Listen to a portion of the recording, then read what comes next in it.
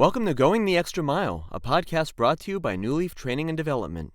Each edition is sure to lift your spirit and encourage you in today's working world. Enjoy.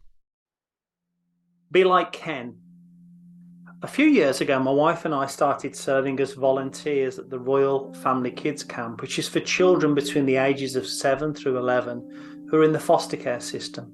It's a very tiring week, but a very rewarding one, helping these little ones who've been let down by those who should have loved them the most. The week is made significantly easier due to the quality of leadership we have in Ken. Ken is also a volunteer. In fact, every one of the 30 to 40 adults who serve the children are all volunteers. Ken is a retired cop, and in my assessment is perhaps one of the greatest leaders I've had the honour of serving and supporting, both in my working life and my time serving as a volunteer. No one is perfect, of course, but allow me to share with you why I believe Ken is such a great leader. Ken loves what he does. He's 100% fired up about the mission and values of the Royal Family Kids organisation. If I would have served under leaders in the corporate world half as on fire, I would have been delighted to work for them. Ken is a good communicator. He's concise yet clear. My observation has been that many leaders in the working world are so wrapped up in their own self-importance and are so set on impressing others, they're very wordy and intentionally sometimes ambiguous. Ken is a hard worker. He leads by doing. Most leaders I've worked for are lazy and prefer the privileges of being a senior leader. Mark Twain once said, quote, "Nothing motivates a person more than seeing their boss put in an honest day's work," end quote. I found this to be so true. Ken gets maximum effort from my wife and I. Ken plans ahead. He proactively thinks beyond the immediacy.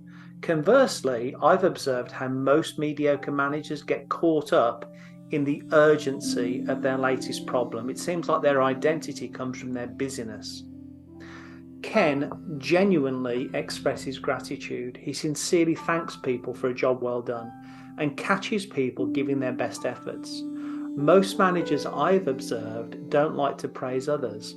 They fear that the light will shine brighter on the other person and therefore they themselves will lose some of the glory.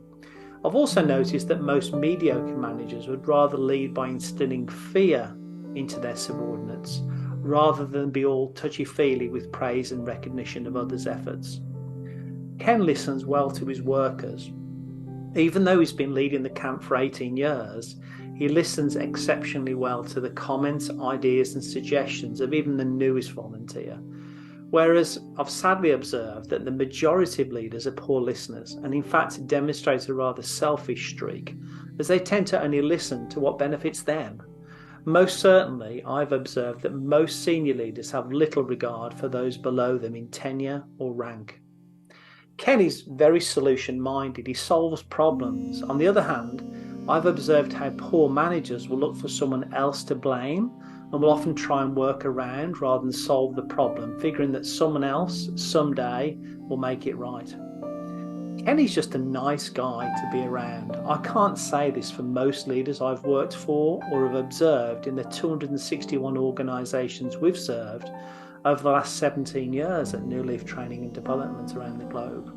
I'd socialise with Ken. I'd enjoy an adult beverage with Ken. Most leaders I've worked for or have observed are self-centred, arrogant and deceptive. I'm glad to get home after being around them. So, if you're a supervisor, manager or senior leader, be like Ken. If you own a company, be like Ken. And try and build your leadership culture to be like Ken. It's not complicated, it's common sense really. If only more leaders were like Ken, I believe the world of work would be a better place. To recap, love what you do, learn to communicate well, be a hard worker, plan ahead, genuinely express gratitude, listen well, be solution-minded, and simply be an overall nice person to be around. In short, be like Ken.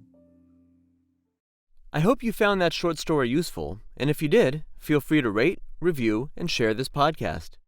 We'll be back next week with another episode, and we also invite you to check out our other weekly podcast, Take 5, an inspiring interview with a leader worth listening to.